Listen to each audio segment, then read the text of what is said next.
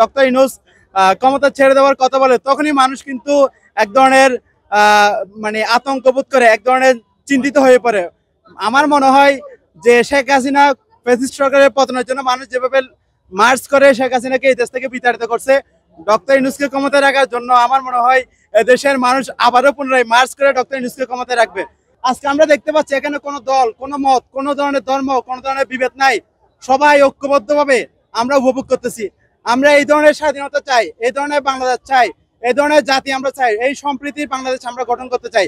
এই সম্প্রীতির বাংলাদেশ গঠন করার ক্ষেত্রে আমরা এখন মূল নিয়ামক হিসেবে ড্রাইভিং ফোর্সে ডক্টর ইউনূসকে দেখতে পাচ্ছি। যতদিন পর্যন্ত এই বাঙালি জাতিকে, এই রাষ্ট্রকে বিনির্মাণ করা যাবে না, ডক্টর ইউনূসকে ক্ষমতায় থাকতে হবে।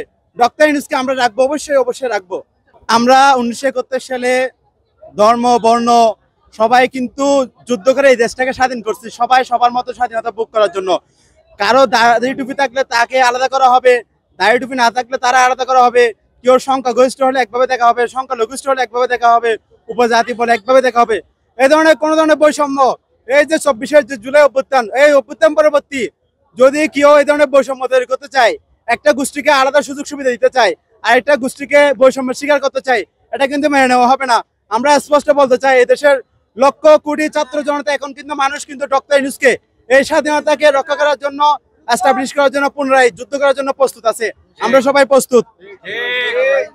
দর্শক, আমরা এখন আছি চারুকলার ভিতরে। এখানে আমরা কিছু কমেন্টস কাটবো এবং আপনাদেরকে জানানোর চেষ্টা করবো যে আসলে আজকের এই অনুষ্ঠানটা মানুষের কাছে কেমন লাগছে এবং বিগত সরকারের আমলের অনুষ্ঠানগুলো কেমন ছিল, এটা আমরা একটু জানার চেষ্টা করব। কেমন আছেন আপনি?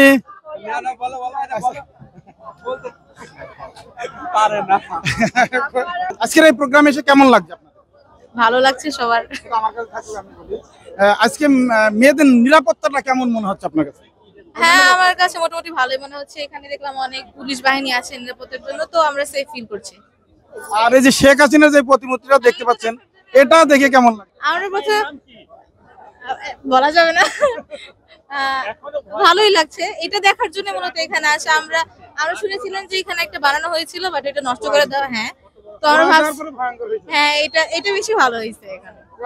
হ্যাঁ, ডক্টর ইউনূস সম্পর্কে কিছু বলবেন কিনা? ওনাকে অসংখ্য ধন্যবাদ এত সেফটির সাথে এত বড় একটা অনুষ্ঠান আয়োজন করার জন্য, আমাদেরকে এইসব দেখার সুযোগ করার জন্য ওনাকে অসংখ্য ধন্যবাদ।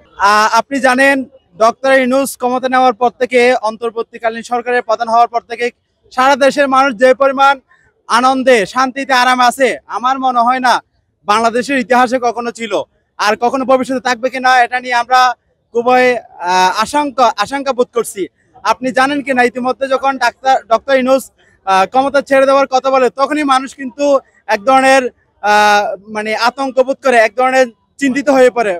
আমার মনে হয় যে শেখ হাসিনা ফ্যাসিস্ট সরকারের পতনের জন্য মানুষ যেভাবে মার্চ করে শেখ হাসিনাকে এই দেশ থেকে বিতাড়িত করছে, ডক্টর ইউনূসকে ক্ষমতায় রাখার জন্য আমার মনে হয় দেশের মানুষ আবারও পুনরায় মার্চ করে ডক্টর ইউনূসকে ক্ষমতায় রাখবে। আমি ডক্টর ইউনূস স্যারকে স্পষ্ট একটা বার্তা দিতে চাই, আপনি কিন্তু হাজার হাজার ছেলে মেয়েদের রক্তের বিনিময়ে ক্ষমতায় আসছেন। আপনি যদি মনে করেন আপনি ক্ষমতা ছেড়ে চলে যাবেন, তাহলে দেশের মানুষ আপনাকে যেতে দিবে না। আপনি এদেশের মানুষের উপর যে ভাগ্য নির্ধারণ করার জন্য, এদেশের মানুষের ভাগ্য পরিবর্তন করার জন্য দায়িত্ব নিছেন, সেই দায়িত্ব যথাযথভাবে শেষ করতে হবে। আর না হয় আমরা আপনাকে আটকে রাখবো, যেভাবে হয় সেভাবে রাখবো আমরা আপনাকে। ডক্টর ইউনূসকে আমরা ছাড়তে চাই না, যেহেতু আমাদের বাঙালি ভাগ্য পরিবর্তনের একটা সময় এবং সুযোগ এসেছে, এই সুযোগ আমরা হাতছাড়া করতে চাই না। আপনি দেখতে পাচ্ছেন কিনা, আমাদের পহেলা নববর্ষ থেকে শুরু করে 21শে পদক থেকে শুরু করে স্বাধীনতা পুরস্কার থেকে শুরু করে প্রত্যেকটা পুরস্কার, প্রত্যেকটা বাঙালির সিম্বলিক যে সংস্কৃতি, এটা কিন্তু খুবই মানে আমাদের জন্য এমন এক সংস্কৃতি আমরা দেখতে পাচ্ছি, যেটাই আমরা এত বছর ধরে চেয়েছিলাম। যার যেটা প্রয়োজন সেটাই পাবে। নারীর যে স্বাধীনতা, সেই নারী সেই স্বাধীনতা পাবে, অন্যান্য ধর্মাবলম্বীরা সেই স্বাধীনতা পাবে। আমাদের আজকে পহেলা বৈশাখটা আপনারা জানেন বাঙালির জন্য একটা খুবই গুরুত্বপূর্ণ একটি উৎসব। এই উৎসবটা আমি আজকে ঢাকা শহরের সকাল থেকে সকল জায়গায় ঘুরেফেরা করতেছি, শুধু দেখতেছি মানুষ এটা উপভোগ করতেছে কিনা। আমার মনে হয় না এই ধরনের কখনো উপভোগ করছে। অন্যান্য সময় দেখি কি, ওই যে সরকার, যে দল ক্ষমতায় থাকে, তার দলীয় বাহিনীরাই সবকিছু উপভোগ করে, সাধারণ মানুষরা কোনোভাবে কোথাও যাবার সুযোগ পায় না, উপভোগ করার সুযোগ পায় না। আজকে আমরা দেখতে পাচ্ছি এখানে কোনো দল, কোনো মত, কোনো ধরনের ধর্ম, কোনো ধরনের বিভেদ নাই। সবাই ঐক্যবদ্ধভাবে আমরা উপভোগ করতেছি।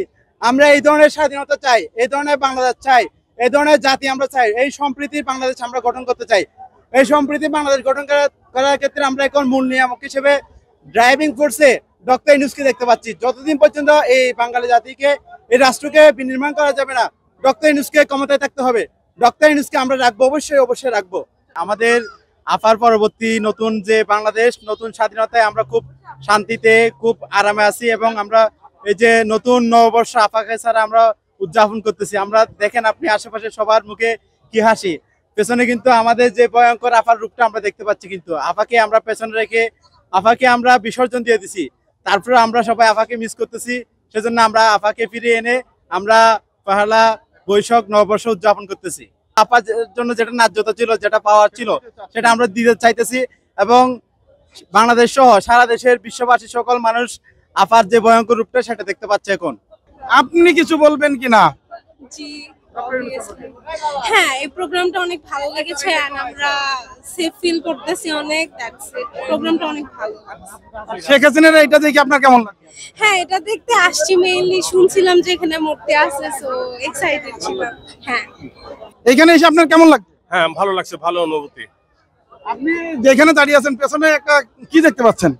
এটা আমাদের যে একটা ফ্যাসিবাদের যে একটা চিত্র, সেটা ধ্বংস হলো। এটার ব্যাপারে আমাদের যে একটা প্রতিবাদ, 36 জুলাইয়ের মানুষের যে আত্মত্যাগ করেছেন, তার বিনিময়ে আমরা একটা নতুন নববর্ষ পেলাম।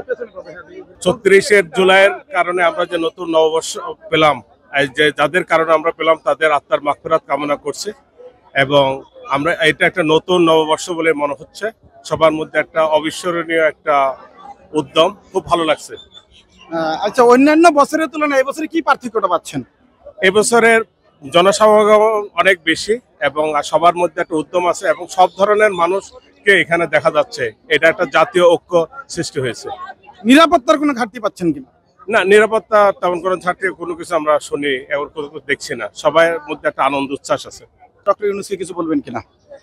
হ্যাঁ, এই জন্য প্রফেসর ইউনূস এবং তার সরকারকে আমরা কৃতজ্ঞতা ধন্যবাদ জানাচ্ছি এবং শুভকামনা। আপনাকে ধন্যবাদ। আপনি কেমন আছেন? এখানে এসে কেমন লেগেছে? ভালো লাগতেছে। আর কে কে এসেছে? বাবার বাবার মেয়ে। আম্মু আসেনি? না। কেন?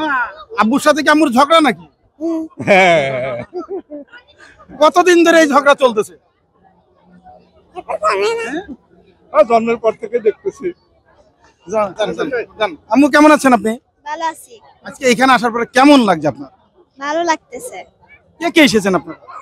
আমার বাবা আর আর কি বিয়ে আছে নাই? আম্মুকে কেন আনেনি? আম্মু আম্মু আছে নাই? কে বেশি তোমাকে ভালোবাসে? বাবা আর আম্মু। এই প্রোগ্রামে এসে আপনার কেমন লাগছে? এই আয়োজনটা অবশ্যই দারুণ, মানে আর মঙ্গল শোভাযাত্রা বলি, আনন্দ শোভাযাত্রা বলি, সবকিছু যেটাই বলি না কেন, সেক্ষেত্রে হচ্ছে আমাদের সমসাময়িক ব্যাপারগুলোকে সার্কাস্টিক্যালি রিপ্রেজেন্ট করা, যেটা সময়ের সাথে আমাদের সার্কাজমটা আমাদের সাথে খুব দারুণ যায়। তো যেখানে সার্কাজম আছে সেখানে আমাদের উৎসব, তো সেটা আনন্দ হোক, মঙ্গল হোক। এখানে আরেকটু আছে। অন্যান্য বছর আর এবছর কি পার্থক্য পাচ্ছেন? সেটা সবাই বুঝতে পারতেছে, আমাকে আলাদা আলাদা করে আইডেন্টিফাই করতে হবে না, সার্কাস্টিক্যালি অনেক কিছু করা যায়। এখানে নারীদের নিরাপত্তাটা